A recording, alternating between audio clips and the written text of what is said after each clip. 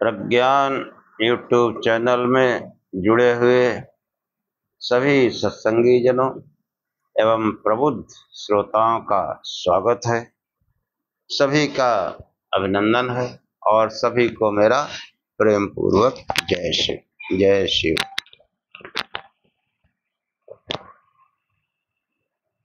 योग दर्शन के पिछले आख्यान में जो समाधि का स्वरूप बताया गया और उसके समाधि सिद्धि के लिए ईश्वर प्रधान यानी ईश्वर में समर्पण, ईश्वर की भक्ति को प्रमुख साधन बताया गया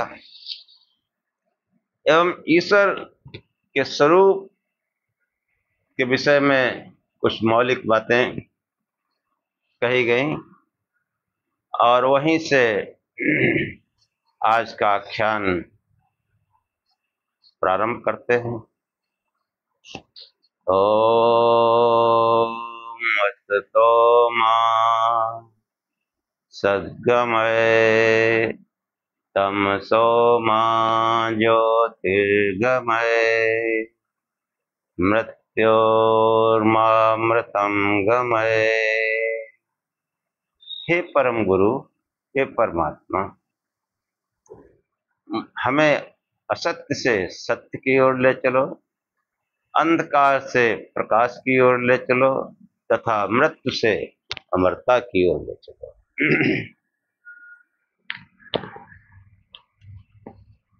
ईश्वर के स्वरूप के बारे में महर्षि पतंजलि कहते हैं कि क्लेश कर्म विपाकाशय परामृष्टा पुरुष विशेष ईश्वरः।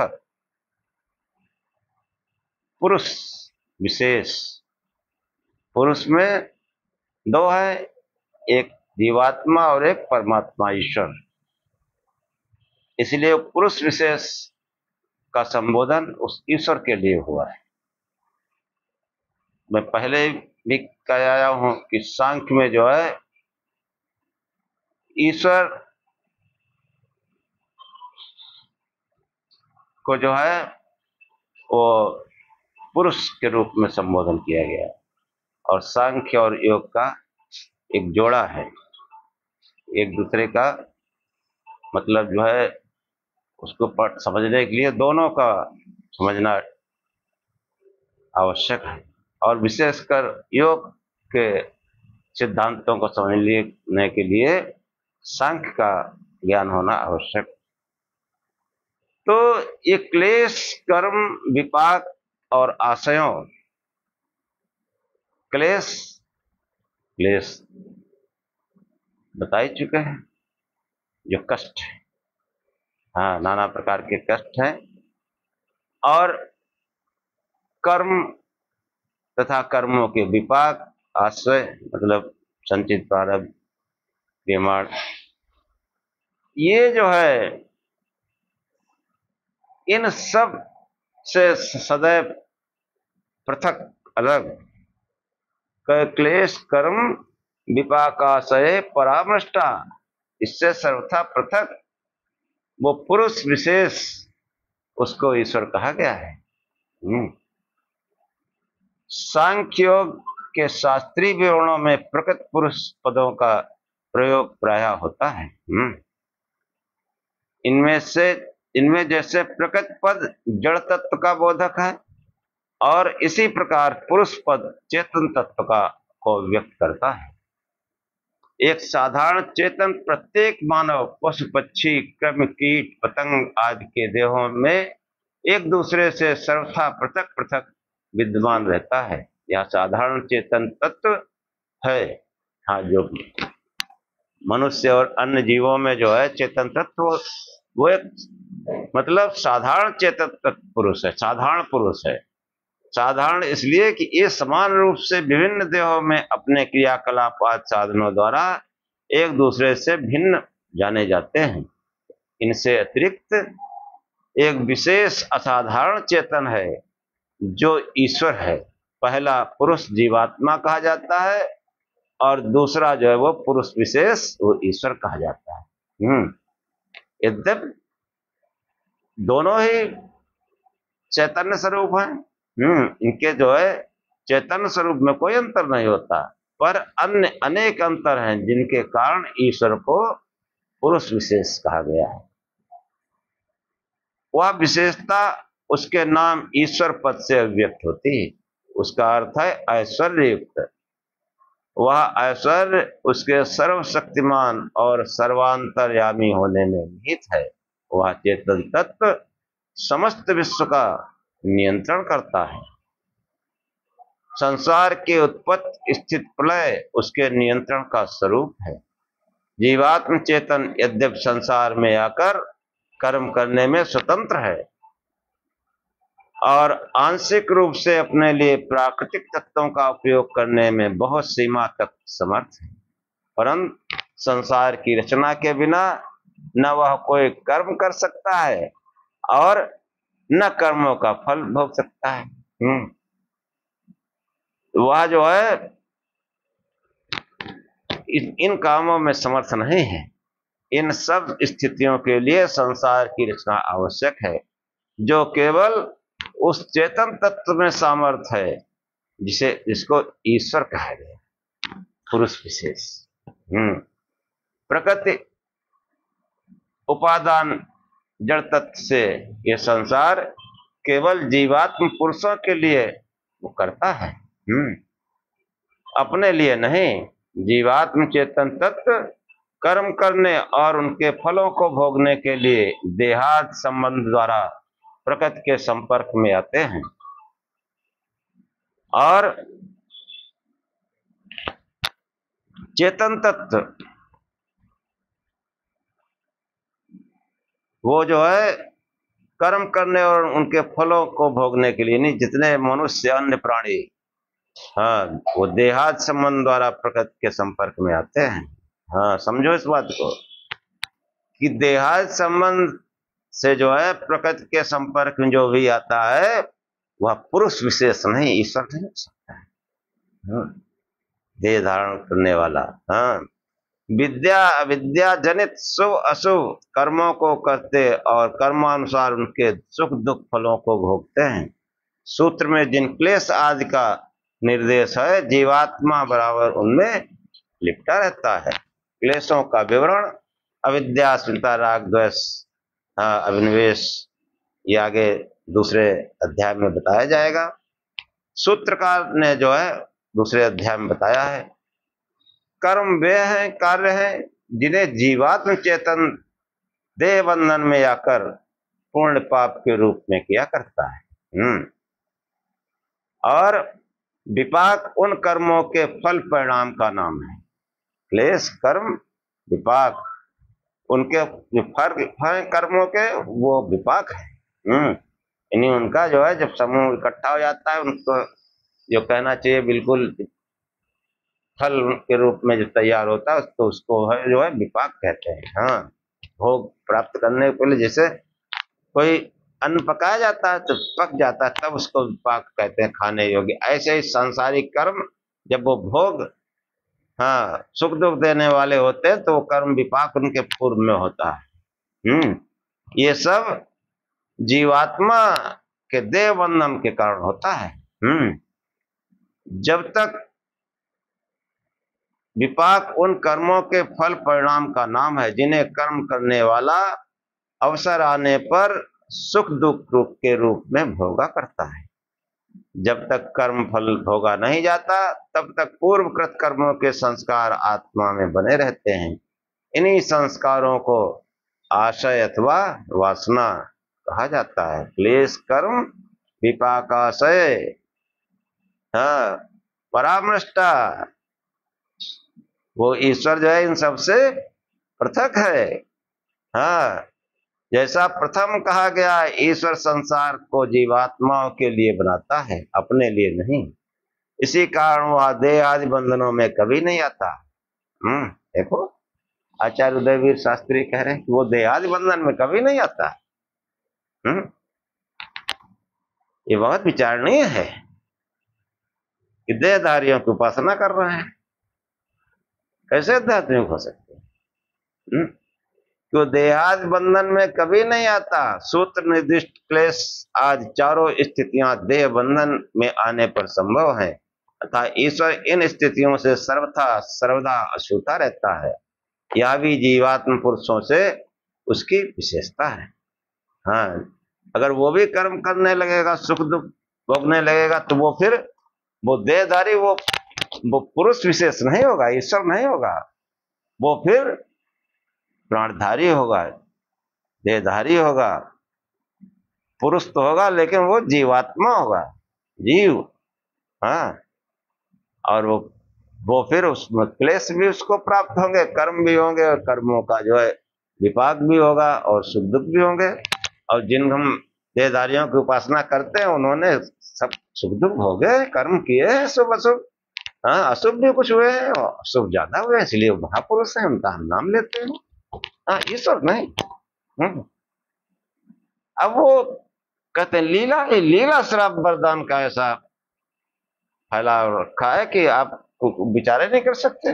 हमारा जो सनातन है वो लीला श्राप वरदान में नहीं प्रश्न का उत्तर होता है, प्रश्न का वास्तव में उत्तर होता है। क्योंकि देहधारी जो है वो पुरुष विशेष यानी ईश्वर नहीं हो सकता।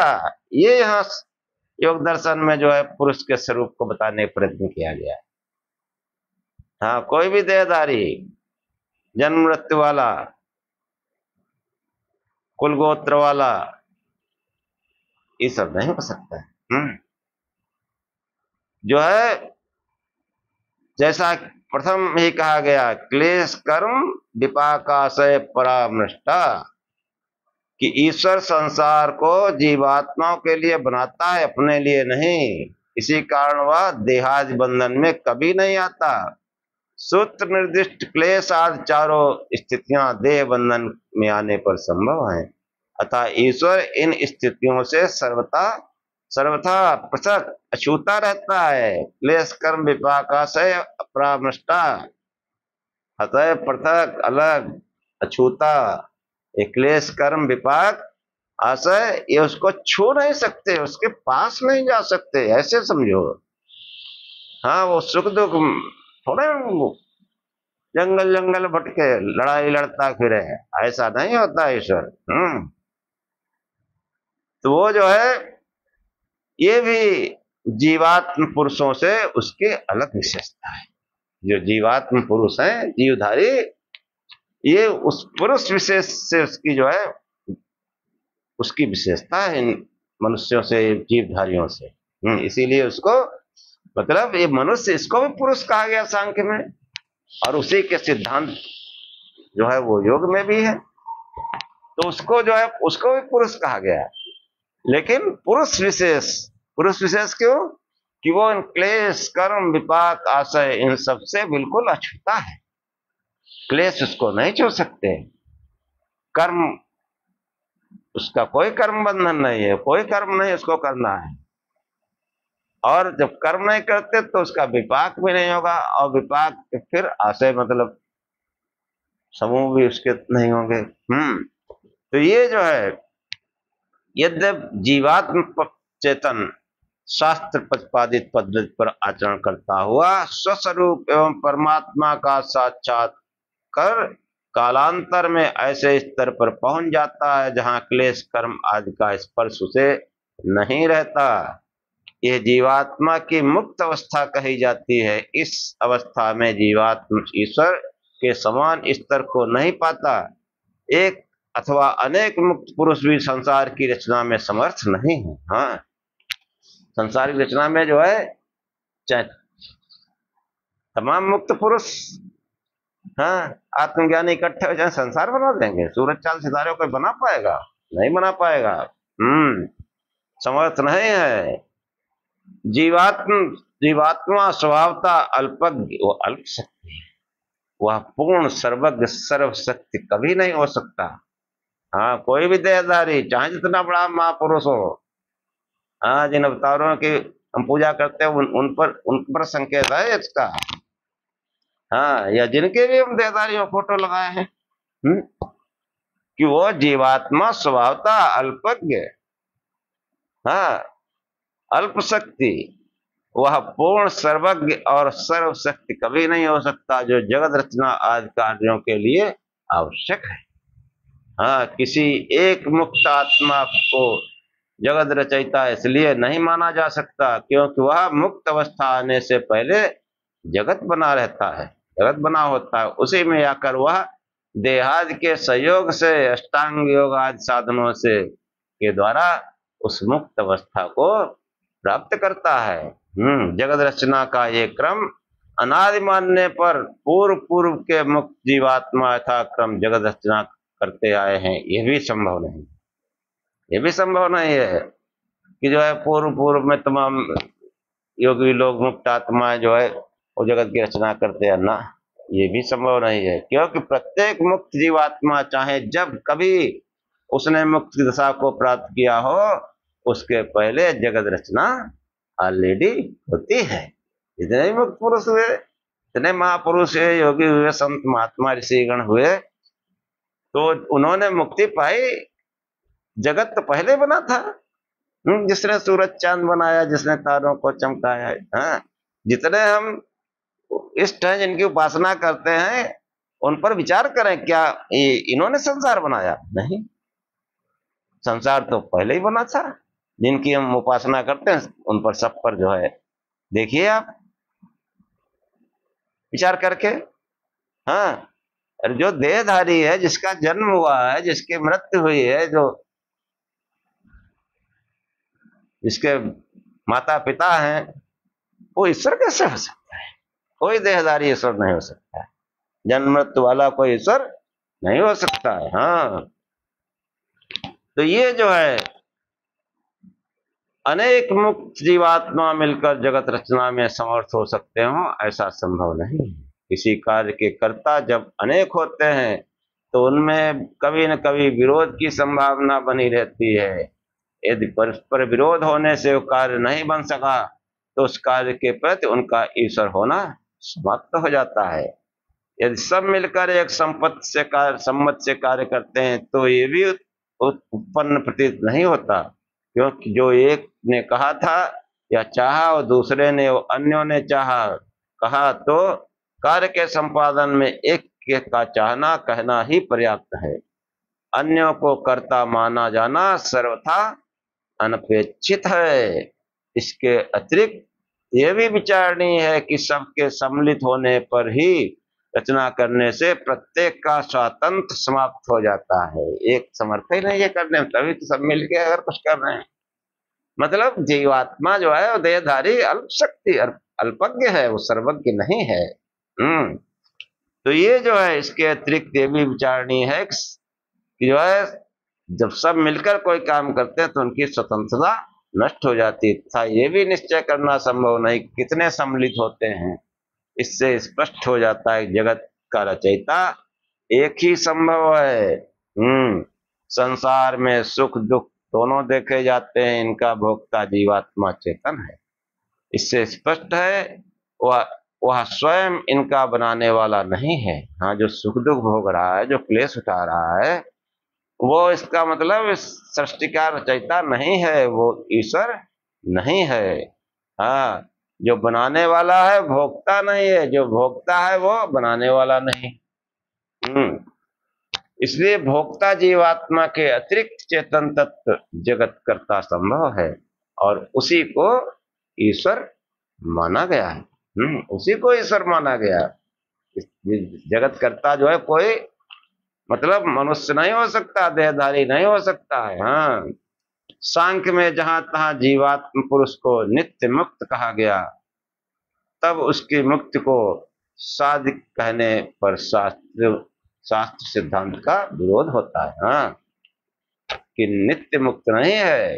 हाँ, कि आत्मा जो है वो शुद्ध बुद्ध मुक्त स्वभाव वाला सांख्य में बताया गया।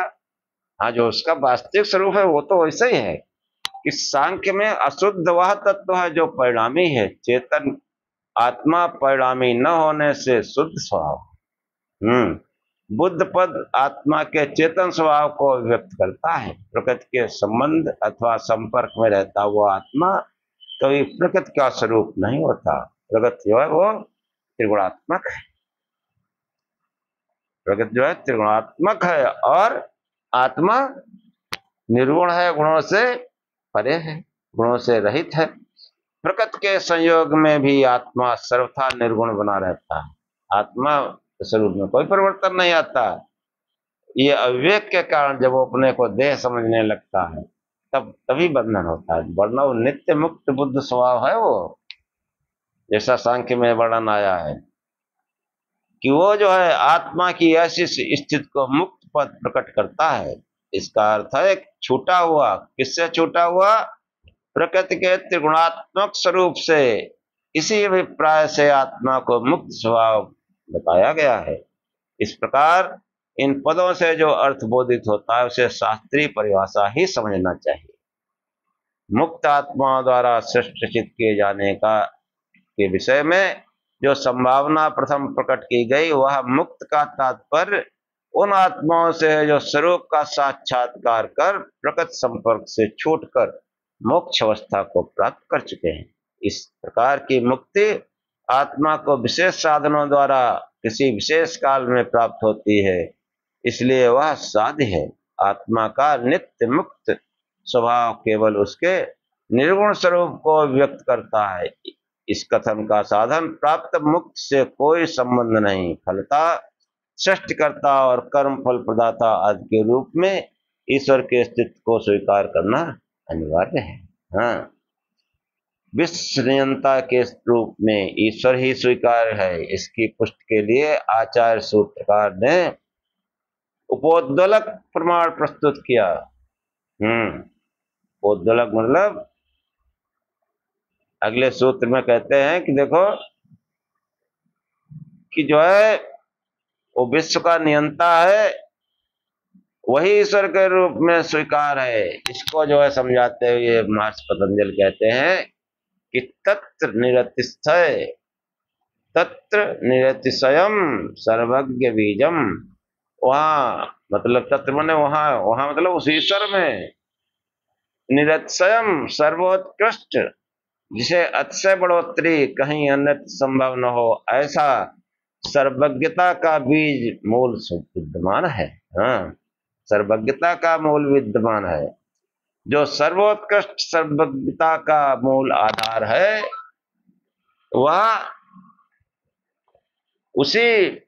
वही विश्व की उत्पत्ति स्थिति प्रलय आदि का नियंता हो सकता है। जो सर्वज्ञता, सर्वोत्कृष्ट सर्वज्ञता, हाँ उसी सब ज्ञान है। तो वही जो ज्ञानवान तो कोई नियंत्रण कर सकता है विश्व में। छोटे मोटे नियंत्रण है वो भी कोई बुद्धिमान है, जैसे जिले में कलेक्टर है वो भी नियंत्रण करता है जिले को, पूरी तरह से नहीं कर पाता क्योंकि वो सर्वज्ञ नहीं है, लेकिन फिर भी काम चला हुआ है। और परमात्मा जो है वो पूरे विश्व का नियंत्रण करता है। सूरज चांद सितारे सब उसके नियंत्रण में काम करते हैं। हाँ, इस मनुष्य क्या क्या कहना है? इन देहधारियों मनुष्यों की हम उपासना करते हैं। सत्संग है भैया,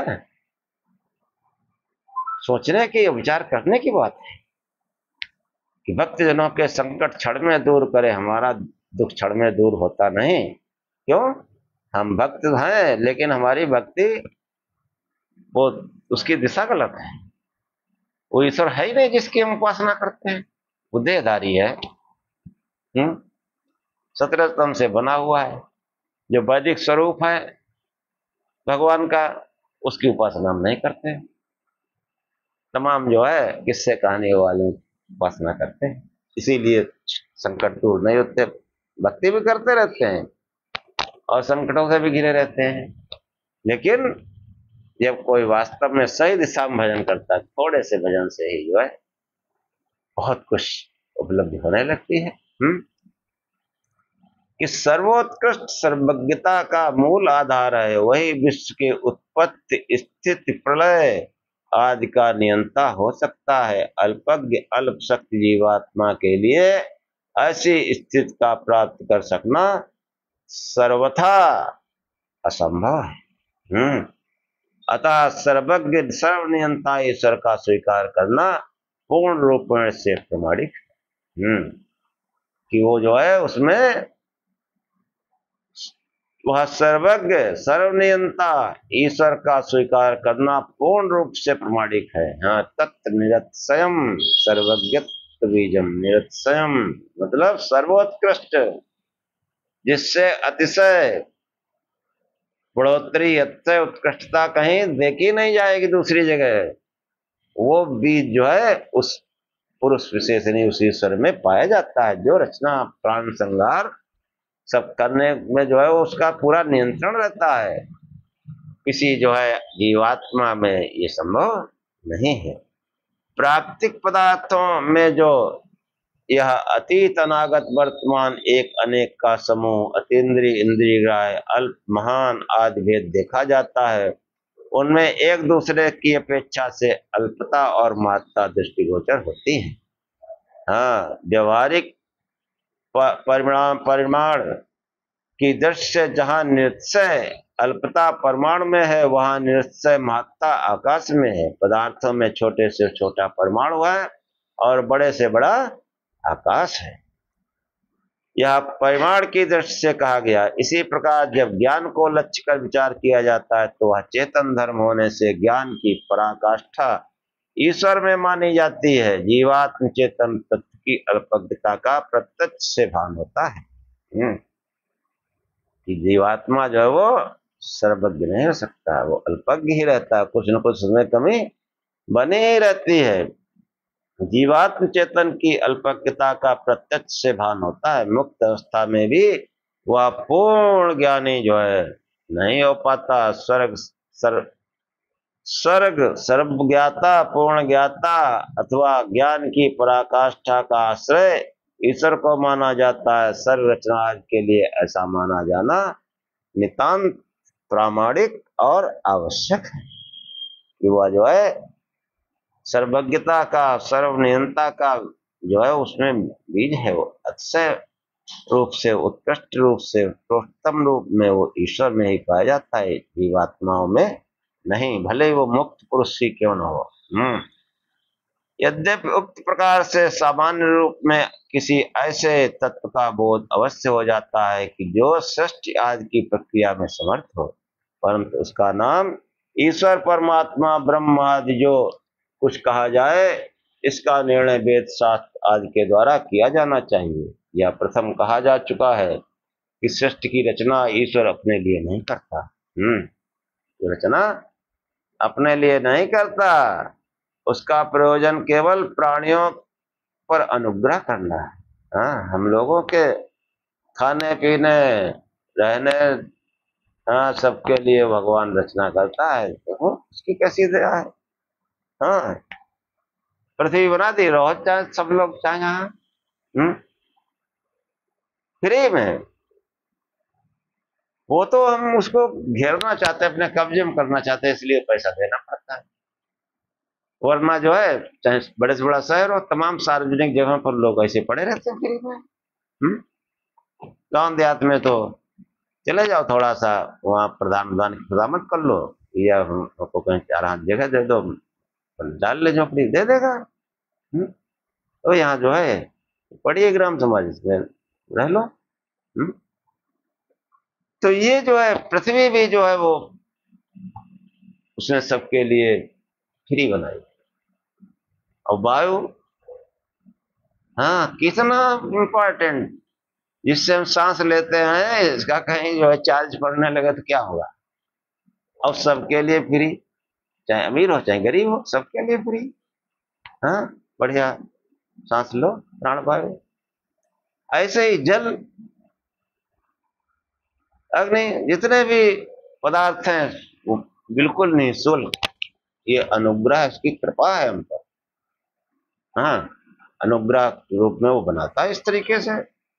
तो ये जो है उसका प्रयोजन केवल प्राणियों पर अनुग्रह करना है। सर्व काल में देह धारण कर आत्मा ज्ञान धर्म के उपदेश पर आचरण करते हुए सांसारिक दुखों से अपना उद्धार करने में समर्थ हो सके।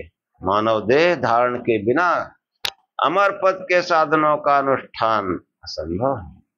हाँ, मानव देह धारण किए बिना वो अमृतत्व या मुक्त नहीं हो सकता है, अमरता को प्राप्त नहीं कर सकता है। और ये अनुष्ठान जो है वो प्रकृति के द्वारा होता है। हाँ, कि संभूत्या मृतमश्नुते, यजुर्वेद में आया है कि अर्थात संभूत यानी देह के द्वारा ही अमृत का भोग प्राप्त होता है। फलता जो है संसार जीवात्माओं के लिए है, ईश्वर के लिए नहीं। उसी तत्व ज्ञान की प्राप्ति के लिए परम ऋषि कपिल ने मानव हितार्थ सर्वप्रथम दर्शन में सांख्य शास्त्र का प्रवचन किया। पहला दर्शन कौन सा है? सांख्य।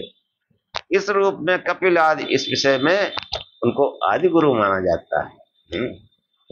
आदि गुरु कपिल को माना जाता है, आदि विद्वान। और ईश्वर जो है उन गुरुओं का भी गुरु है। हाँ, कपिल आदि आदि गुरु उनका भी गुरु है, समझो इस बात को। क्योंकि आदि सर्ग में उसने वेद आदि सत शास्त्रों का उपदेश कर कपिल आदि को सन्मार्ग बताया उस ईश्वर ने। हाँ, डायरेक्ट, जो आज भी सदा मानव मात्र के लिए समान है। हाँ, इसी भाव को आचार्य ने जो है वो ईश्वर को ही गुरु बताया। देखो, हाँ, कोई शरीरधारी गुरु नहीं हो सकता। आचार्य है वो, उसका सम्मान करो। आचार्य हो चाहे स्कूल का टीचर हो या कोई मतलब आध्यात्मिक रास्ता आपको बता दे, उसका सम्मान करो। वो उसकी पूजा मत करो। तो यही जो है, क्योंकि सबका गुरु जो है वो परमात्मा है। हाँ, इसी को समझाने के लिए महर्षि पतंजलि कहते हैं कि सपूर्वे सामप गुरु कालेन अनुच्छेदात। वह जो है पूर्वे सामपि, जो पूर्व के ऋषि हैं, जो पूर्व में ऋषि हुए कपिलादि, उनका भी वह गुरु था। पूर्वे सामप गुरु। और कैसा था वो? कालेन अनुच्छेदात, जो काल की सीमा में नहीं आता, यानी जो जिसका कोई जन्म मृत्यु नहीं है, वही सबका गुरु है। वही सबका गुरु है। अब समझ लो कौन गुरु है? भगवान भोलेनाथ। कोई जन्म मृत्यु नहीं है, वही सबके गुरु हैं। वही सबको शिक्षा देते हैं, वही ज्ञान देने वाले हैं, वही अमरता देने वाले हैं, वही मुक्ति प्रदाता है। अन्य कोई मुक्ति प्रदाता नहीं है, अन्य सब देहधारी। और जितने महान पुरुष है उसी की उपासना से मुक्ति पाए हैं। कि काल की सीमा में नहीं आता, इसलिए जो है सबका एकमात्र वही उपासनीय है। हाँ, और वेदानुकूल रूपक एक जो है, हमको साकार रूप चाहिए उस निर्गुण निराकार का। तो वेदों में जो है जिस स्वरूप का वर्णन है, वही विराट पुरुष का स्वरूप भगवान भोलेनाथ का है। हाँ, पुराणकारों ने भाई ऐसा कैसा किया, उनको चलाया फिराया घुमाया, जाने क्या क्या किया भाई। नमाम, वो तो लीला ही लीला करते हैं सब। और लीला में सब सत्य को भी लील जाते हैं। तो विद्वानों को चाहिए कि वो वेदांतिक तरफ जाएं, वेदों की तरफ जाएं। और वो जो ईश्वर जो है वो सभी पूर्व ऋषियों का भी गुरु है, जो काल की सीमा में नहीं आता। काल की सीमा मतलब वो परमात्मा है। काल की सीमा में कोई देहधारी हो, चाहे अवतार हो, महापुरुष हो, कोई भी हो, सब पैदा हुए सब मरे भी। कोई हमसे बात कर ले। और उन्होंने उपासना भी की, जिनकी उन्होंने उपासना की वही ईश्वर है। ऐसे ऐसे बैठे हैं। धर्माचार्य कहते हैं कि रामेश्वरम का मतलब राम है ईश्वर जिनका, ऐसे ऐसे अर्थ करते हैं, अज्ञान फैलाते हैं। क्या बताया जाए? इसलिए जो है सपूर्व सामप गुरु। अप का मतलब वो पूर्व ऋषियों का भी गुरु था, हमारा आपका भी वही गुरु है। अप मतलब हमारा आपका भी वही गुरु है। और कौन गुरु है? जो काल की सीमा में नहीं आता। जो जन्म मृत्यु से रहित है, कुल गोत्र से रहित है, वह सबका गुरु है। और वही परमात्मा है, वही ईश्वर है, उसी की उपासना करनी चाहिए। और उसका जो है सर्वोत्तम नाम शिव है। आगे ओंकार कब आएगा प्रणव का इसमें वर्णन तो अगले आख्यान में करेंगे। तब तक शिव शिव जपते रहो, प्रकाश स्वरूप से ध्यान करो और भगवान भोलेनाथ की अकेली फोटो प्रतिमा पूरी कंप्लीट बैठी हुई लगा लीजिए। देखो फिर कितना सही दिशा में भजन होता है, कितना आनंद होता है। हाँ, खूब शिव शिव को प्रकाश स्वरूप से ध्यान करो। और इन्हीं मंगल कामनाओं के साथ आज का ध्यान समाप्त करते हैं। ओम सहनाववतु सहनौ भुनक्तु सह वीर्यं करवावहै तेजस्विनावधीतमस्तु मा विद्विषावहै। ओम शांति शांति शांति। हे परमात्मा, हम दोनों को साथ साथ हम दोनों की रक्षा करें, साथ साथ पालना करें और हम दोनों साथ साथ बल को बढ़ावें, पराक्रम करें। हमारा पढ़ा पढ़ाया एक साथ तेजस्ता को प्राप्त हो, हम आपस में द्वेष न करें। हे परमात्मा, हम दोनों को, श्रोता और वक्ता को, दैहिक दैविक भौतिक तीनों प्रकार की शांति प्राप्त हो, त्रिविध दुखों से हमारी जो है अत्यंत निवृत्ति हो। ओम शांति शांति शांति। जय शिव।